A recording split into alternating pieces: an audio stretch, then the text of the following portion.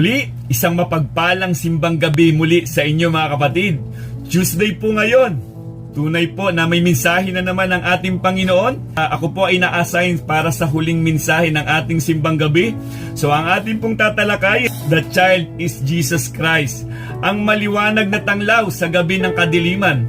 Mga kapatid, naway nasa maayos kayong kalagayan sa mga oras na ito at patuloy ninyong nararanasan ang biyaya ng ating Panginoon. Sige po mga kapatid, buksan po natin ang ating scripture reading. Napaka-familiar na po sa atin ito mga kapatid.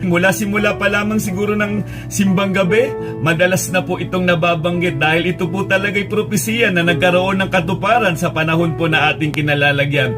Isaiah chapter 9 verse 6 to 7. Hallelujah. Sabi dito, sapagkat isinilang ang isang sanggol na lalaki para sa atin. Ibibigay sa kanyang pamamahala at siya ay tatawaging kahanga-hanga, tagapayo, makapangyarihang Diyos, walang hanggang Ama, prinsipe ng kapayapaan. Magiging malawak ang kanyang kapangyarihan at walang katapusang kapayapaan ang ipinagkakaloob sa trono ni David at sa kanyang kaharian. Itatatag niya ito at pamamahalaan na may katarungan at katwiran mula ngayon at magpakailanman. Isasagawa ito ni Yahweh na makapangyarihan sa lahat. Purihin po ang salita ng Diyos. Tayo po'y manalangin at humingi po tayo ng gabay sa banal na Espiritu upang tayo'y mapagpala. Dakilang Diyos, muli Panginoon, maraming salamat po Panginoon sa isang napakalaking pribilehiyo na ako po'y maging daluyan ng inyong mensahe. Tunay po nakagalakan ko po Panginoon na maging daluyan ng iyong mga salita. Ang panalangin ko po Ama, kumilos po kayo sa bawat kapatiran ko na naroon sa kanilang mga tahanan. Kayo po Panginoon ang maghatid ng mensaheng ito at magdulot sa amin Ama ng kagalakan, kapayapaan at pag-asa.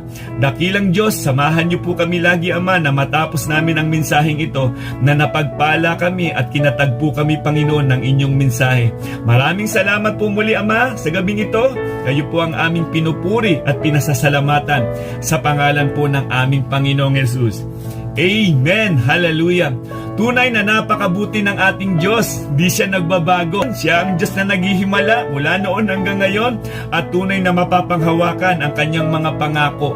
Napagpala na po tayo sa mga nakalipas na simbang gabi. Kung nasundan po natin isa-isa ito, tunay nga po, walang ibang pinatutungkulan dito. Ang Diyos na makapangyarihan sa lahat, si Jesus ang dahilan kung bakit mayroon tayong celebration ngayon, kung bakit may Christmas, dahil may Kristong isinilang para sa atin upang magbigay sa atin ng pag-asa, upang mapalaya tayo sa pagkakaalipin ng kasalanan. Yan ang ating Panginoong Hesukristo. So last Sunday ay naibahagi ko ang Kapaskuhan sa huling kapanahunan. Ngayon naman ay tatalakayin natin mula sa aklat ng Isaiah ang hinagpis sa gitna ng krisis. Nagkaroon tayo ng prophetic glimpse o partial view ng pagparito ng Messiah o ng redemptive work ng ating Diyos. Inilarawan din sa aklat na ito ng Isaiah ang kadiliman o kawalan ng pag-asa ng Israel sa kasalukuyang kondisyon tungo sa pagpapahayag ng pag-asa nila sa inaasahang darating na hari na magbibigay ng liwanag, katarungan at kapayapaan sa mga tao. Kung maaalala po natin, kung bababa po tayo sa Isaiah chapter 6, yung pagtawag kay Prophet Isaiah, bumaba ang kaluwalhatian ng Diyos. Kung mapapansin po natin, naroon binanggit si Haring Uzziah. Kung malalaman po natin ang kwento ni Haring Uzziah, siya po ata ang may pinakamahabang nanungkulan na naging hari ng Judah. 52 years po siyang nanungkulan. Napakatatag ng kanyang pamumuno. Subalit, nung nagmataas siya at gusto niyang gampanan yung ginagampanan ng mga saserdote o ng mga pare sa isang templo, doon na nagkaroon ng problema ang kanyang panunungkulan. Dahil hindi nalugod ang Diyos, dahil masyado siyang nagmataas, ito ang kanyang ikinabagsak. Imaginein po natin, isang matatag na gobyerno ang ginawa ni King Uzziah. Una ng kanyang pagiging hari, inuna niya ang Diyos dahil sa kanyang katanyagan at magbigay sa atin ng babala na kapag ikaw ay inaangat ng Diyos, kailangan malaman mo kung ano ang dapat mong gawin, kung ano ang dapat na kinalulugdan ng Diyos, dapat doon lang tayo. Kung hari ka, manungkulan ka bilang hari, huwag mong gagampanan yung banal na gawain na naglagay ang Diyos ng mga saserdote o mga pari para sa templo. Huwag na huwag mong pakikialaman yan. Ito ang nangyari kay King Uzziah. At dito sa chapter 6, 6, makikita natin dito na bumaba ang kaluwalhatian ng Diyos. At dito din po tinawag si Prophet Isaiah ng mahayag ang Diyos na makapangyarihan. So mga kapatid, malaki po ang kinalaman nito sa panahon na ating kinalalagyan. Dahil alam po natin, pagdating dito sa Isaiah chapter 9, ang kalagayan ng mga Israelita ay nagmistulang para bang sila'y nangangapa na sa dilim.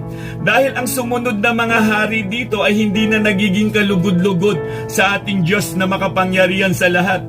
Ang takot na meron sila ay takot sa tao, na wala na yung takot nila sa Diyos na makapangyarihan, na siya yung Diyos na dapat na kinatatakutan laban sa pananakop ng Assyrian. Alam naman natin na naging alipin na sila rito, pero ang bansang Juda, nagkaroon sila ng mga hari na imbes na ang Diyos ang kilalanin, tao ang kinikilala nila at natakot sila sa magagawa ng tao. Kaya nga ang mensaheng ito, dahil sa dakilang pag-ibig ng Diyos, ibinalik muli ang mensaheng ito upang ipakita sa kanila na ang pangako at pag-ibig ng Diyos ay hindi nagmamaliw at iingatan niya, dahil nakita niya ang pamumuno ng tao ay babagsak.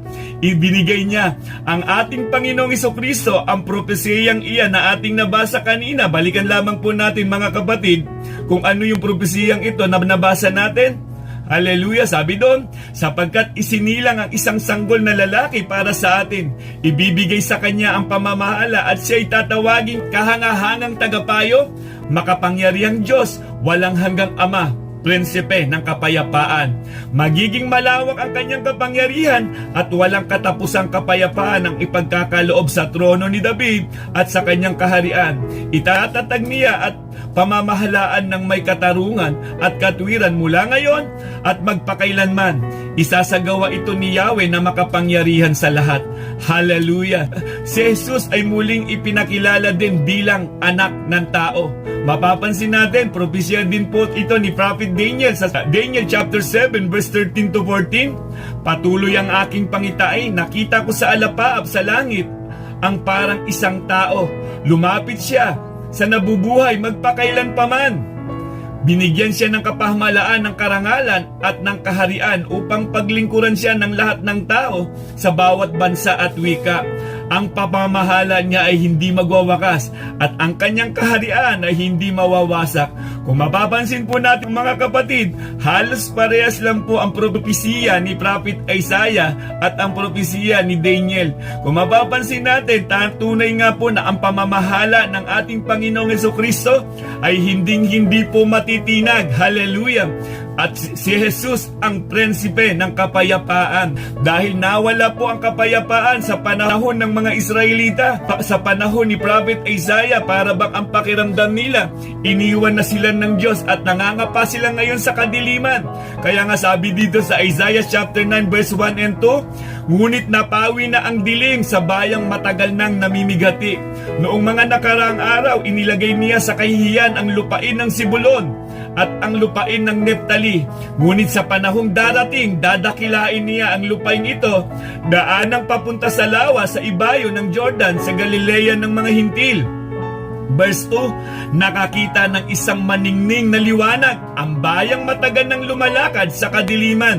Sumikat na ang liwanag sa mga taong naninirahan sa lupaing balot ng kadiliman. Nagkaroon po ng pag-asa. Muling ipinanumbalik ng Diyos ang pag-asa sa bayang matagal nang nababalot ng kadiliman. Kaya yung biyaya ng Panginoon talagang ang napakalawak. Hindi talaga lubos masukat ng tao yung biyaya ng Diyos. Si Jesus ang tunay na liwanag ng sanlibutan. Huwag nating kakalimutan yan. Ang sinag na natanaw dito sa propesiyang ito, walang iba kundi ang ating Panginoong Jesucristo. Dahil maliwanag po sa John chapter 8 verse 12, muling nagsalita si Jesus sa mga Pariseo. Sinabi niya, ako ang ilaw ng sanlibutan. Ang sumusunod sa akin ay magkakaroon na ng ilaw sa kanyang buhay at di nalalakad sa kadiliman. Hallelujah! Assurance po, pag-asa po kapag tayo po ay na kay Kristo. Mga kapatid, yan po ang dumating na propesiya. doon sa inihula ni Prophet Isaiah. Ang sinag na natanaw nila walang iba kundi ang ating Panginoong Hesukristo. So mga kapatid, sa mensaheng ito, may 4 na sinag o race na mabibigay sa atin ng tunay na pag-asa sa kapanganakan ni Kristo. Di ba sa English yung sinag, race? Hallelujah. Kung mapapansin po natin, hindi po si Ray yun. Race o ibig sabihin, sinag po mga kapatid. Unang-una pong punto na nais kong i-share sa inyo, una po, ang liwanag ng pagiging omniscient ni Kristo. Hallelujah. Ang kahanga-hangang tagapayo sa gitna ng pag-aalinlangan. Nakita natin dito ang liwanag ni Kristo. Siya yung Diyos na inihula ni Propeta Isaiah. Ang omnisyente ay nangangahulugan ng estado ng pagkakaroon ng buong kaalaman at ang katangian ng kaalaman sa lahat ng bagay. Nung panahong ito mga kapatid, alam na alam ng Diyos ang pangangailangan ng bayang Israel. Nangangapa sila sa kadiliman. Alam din ng Diyos ang kanilang kalagayan sa panahon na ito. Ngunit ang Diyos nag-aantay lamang na manumbalik sila. Subalit sa kabila ng kanilang panunumbalik, iba ang kanilang tinignan. Nakita nila ang magagawa ng tao kaysa magagawa ng Diyos. Dahil alam natin ang mga sumunod na hari, hindi na po naging kalugod-lugod sa harapan ng Diyos. Mula kay Haring Uzziah, ang mga sumunod na hari dito ay talaga nga namang sa tao na lang nakatingin. Kaya nga ang pagbagsak nila ay tuloy-tuloy at para bang ito na ang pakiramdam nila, nababalot na sila ng kadiliman. Tunay nakahanga-hanga si Jesus dahil sa taglay niyang karunungan. Hallelujah! Sabi nga dito sa Luke chapter 2 verse 46 to 47, kung maaalala natin, nung bata pa lamang ang ating Panginoong Hesukristo, alam naman po natin na nagtataglay na po talaga siya ng kahanga-hangang karunungan. Sabi dito sa verse 46, pagkalipas ng 3 araw, si Jesus ay natagpuan nila sa loob ng templo. Siya'y nakaupong kasama ng mga guro. Nakikinig siya at nagtatanong sa kanila. Hallelujah! At ang lahat ng nakarinig sa kanya ay hangang-hanga sa kanyang katalinuhan. Hallelujah! Ang kaalaman ng Diyos sa lahat ng bagay ang dahilan kung bakit may kapamahalaan siya sa lahat ng bagay. Nakikita man o hindi nakikita, ang walang hanggang kaalaman ay taglay ng 3 persona ng Ama at ng banal na Espiritu. Sa panahon po na ating kinalalagyan, kung tayo man po para bang nangangapa sa kadiliman, may pag-asa na po, nandiyan na po ang liwanag na sinasabi ng ating Panginoong Hesukristo na siya ang liwanag ng sanlibutang ito. Kaya nga, patuloy na magtiwala sa ating Diyos na makapangyarihan. Pangalawa po mga kapatid, ang liwanag ng pagiging omnipotent ni Kristo. Ang makapangyarihang Diyos sa gitna ng kawalan ng kapanatagan. Hallelujah! Wala pong papantay sa ating Diyos na makapangyarihan. Nang likhain niya ang buong sanlibutan, nagpapangsyon ito ayon sa napakagandang plano ng Diyos. Kung magmamasid po tayo mga kapatid, mamamangha talaga tayo sa kapangyarihan ng Diyos. Ang salitang omnipotent ay nagmula sa salitang omni na nangangahulugan na lahat, at ang potent na nangangahulugan na makapangyarihan. Hallelujah! Lahat po kontrolado ng Diyos. Balikan po natin ang Isaiah chapter 9 verse 6, sapagkat isinilang ang isang sanggol na lalaki para sa atin. Ibibigay sa kanya ang pamamahala at siya'y tatawagin. Una po, kahangahangang tagapayo. Pangalawa po, makapangyarihang Diyos. Omnipotent God. Kaya nga walang imposible sa Kanya eh. Kaya nga ito yung panahon na ang mensaheng ito, pinatutungkulan yan ang ating Panginoong Hesukristo. Sabi dito sa Lucas chapter 1 verse 37, sapagkat walang anumang bagay na hindi kayang gawin ng Diyos. Hallelujah! Sa panahon na ating kinalalagyan, mga kapatid, kailangan lamang po tayong matuto sa ating mga nakaraan sa buhay na mayroon tayo. Gaya ng katangian ng Diyos na omnisyente, omnipresent, natural lamang na kung ang Diyos ay walang hanggan at kung siya ay may ganap na kapamahalaan, siya ay omnipotent rin naman. Dahil siya ay omnipotent, nagtataglay siya ng walang hanggang kapangyarihan sa lahat ng bagay, sa lahat ng panahon. Hallelujah! Kaya nga dapat sa Kanya lamang tayo magtiwala, sa ating Diyos na siyang kasama natin sa panahon na ating kinalalagyan. Kaya nga sa tunay na mga Kristiyano, laging may kapanatagan yan dahil alam mo, kasama mo ang Diyos sa panahon na ating kinalalagyan. Pangatlo po, ang liwanag ng pagiging omnipresent ni Kristo. Omnipresent, kasama natin lagi ang Diyos Sabi niya, hindi niya tayo pababayaan, hindi niya tayo iiwanan. Kasama natin ang Diyos, kailangan lang natin pumanatag at magtiwala na ang Diyos ang kasama natin. Ang ibig sabihin ng omnipresent, na ang Diyos ay sumasalahat ng dako sa lahat ng panahon. Hindi nalilimitahan ng Diyos sa panahon po na ating kinalalagyan. Isaiah chapter 9 verse 6, uulit-ulitin po natin ito dahil dito nakapaloob ang kapangyarihan ng ating Panginoong Hesukristo. Sapagkat isinilang ang isang sanggol na lalaki para sa atin, ibibigay sa kanya ang pamamahala at siya'y tatawaging kahangahangang tagapayo, makapangyarihang Diyos, walang hanggang Ama. Hallelujah! Prinsipe ng kapayapaan. Hallelujah! Kaya nga, omnipresence, ibig sabihin, walang hanggang Ama. Hallelujah! Walang hanggang Ama. Ang pagiging omnipresent ng Diyos ay ang dahilan kung bakit siya nasa lahat ng lugar at sa lahat ng panahon. Anumang sitwasyon mo ngayon, kapatid, nariyan ang Diyos kasama mo. Anumang mga paghihirap na nararanasan natin, kasama mo ang Diyos, hindi Kanya iiwan at hindi Kanya pababayaan. Kailangan lang nating magtiwala. Kailangan lang natin manampalataya. Sabi po dito sa mga awit, chapter 33, verse 13 to 14, magmula sa langit, Kanyang minamasdan ang lahat ng tao na Kanyang nilalang. Hallelujah!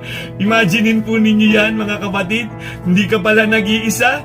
Tinitignan tayo ng Diyos. Kaya nga yung pangyayari ng mga Israelita dito sa lugar ng Judah, alam niya ang pangyayari.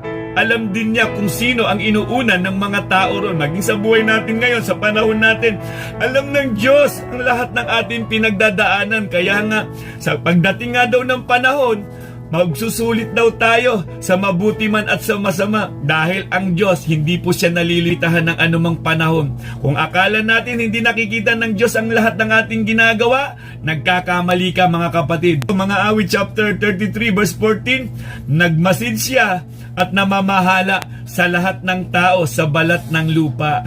24 hours po ang ating Diyos na makapangyarihan sa lahat. Mahirap ipaliwanag ang kapangyarihan ng Diyos. Pero darating ang panahon, mauunawaan natin ang mga sikreto ng Diyos. Dahil kasama na natin siya, makakapiling na natin siya. Hallelujah! Pinananabikan po talaga natin na makasama ang ating Diyos na makapangyarihan sa lahat. Kaya nga ang kamatayan sa mga tunay na Kristiyano, hindi na po kinatatakutan. Kagalakan na po natin yan dahil alam natin nasa presensya tayo ng ating Diyos at tunay nga po na ang kaligtasan ay patuloy nating maranasan. Pang-apat po, ang liwanag ng pagiging omnibenevolence ni Kristo. Ang prinsipe ng kapayapaan at matuwid na pamamahala sa gitna ng karahasan at pagkawasak. Ang Diyos po natin ay tunay po ang gusto nito kapayapaan. Ayaw niya na nagkakagulo-gulo ang kanyang mga nilikha. Ang omnibenevolent ay nangangahulugan ng isang mabuti at mahabaging Diyos na hindi nagpapahintulot ng kasamaan at pagdurusa na umiiral sa mundo. Hallelujah! Ang ganda ng plano ng Diyos nang likhain niya ang sanlibutan. Ngunit nung nagkasala ang tao, hindi na ito nagpangsyon sa kalooban ng Diyos.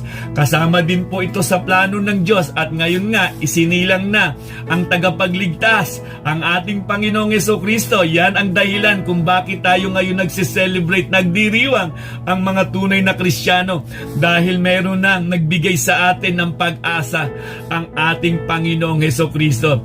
Isaiah chapter 9 verse 6 to 7, sapagkat isinilang ang isang sanggol na lalaki para sa atin, ibibigay sa kanya ang pamamahala at siya ay tatawaging kahanga-hanga, tagapayo, makapangyarihang Diyos, walang hanggang Ama, prinsipe ng kapayapaan. Hallelujah!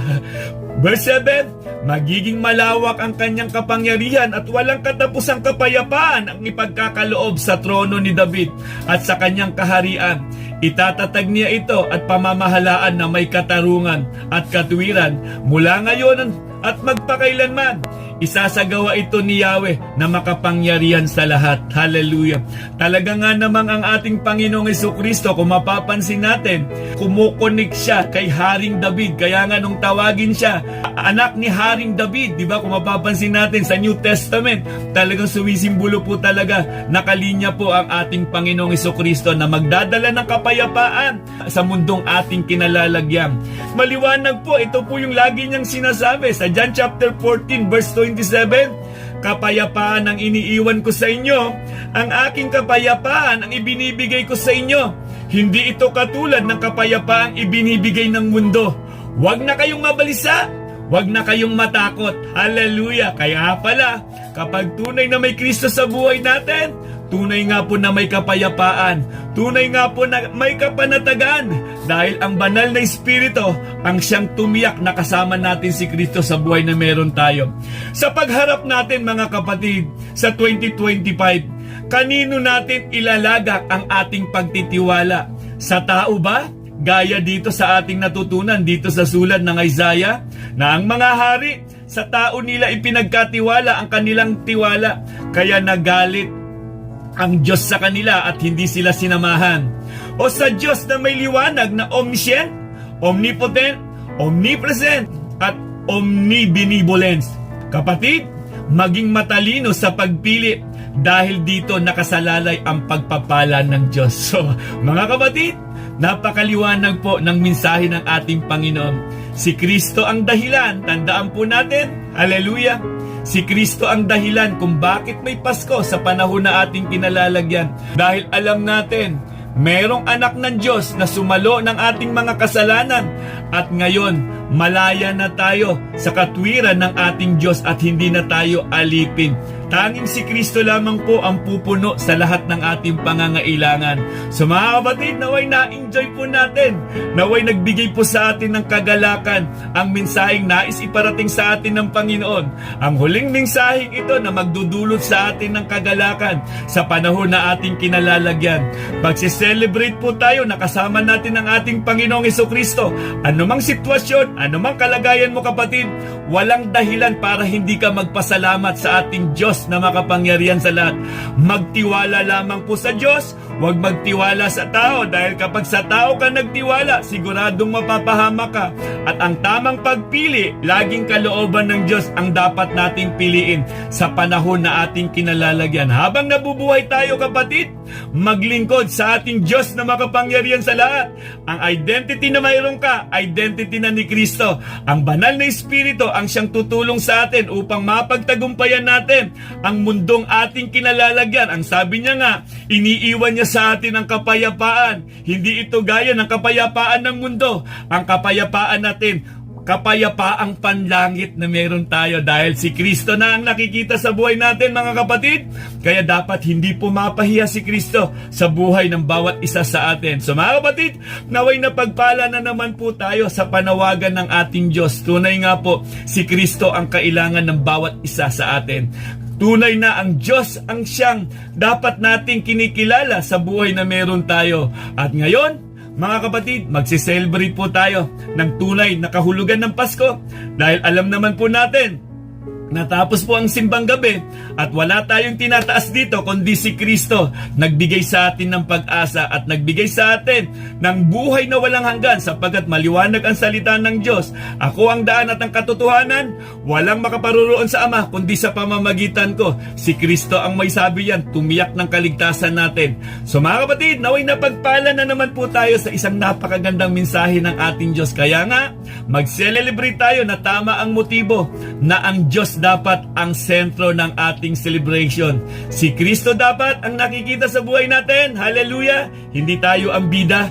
Si Kristo, si Jesus ang bida sa buhay natin ng bawat isa sa atin ngayon. Na ikaw nagsasabing Kristiyano, dapat si Kristo ang bida sa buhay mo. So mga kapatid, sumainyo nawa ang kapayapaan, kagalakan at pag-asa at patuloy natin ipahayag sa pangalan ng ating Panginoong Jesucristo may kagalingan. Sa pangalan ng ating Panginoong Jesucristo may buhay na walang hanggan.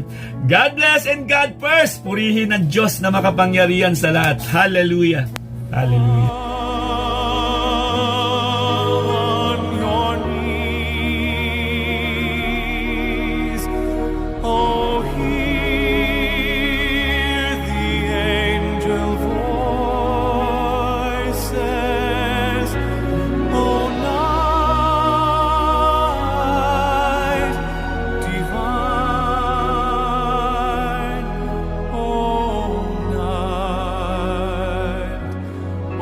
Christ was born.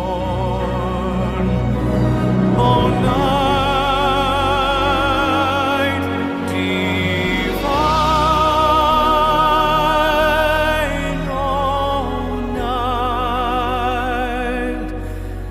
O night divine.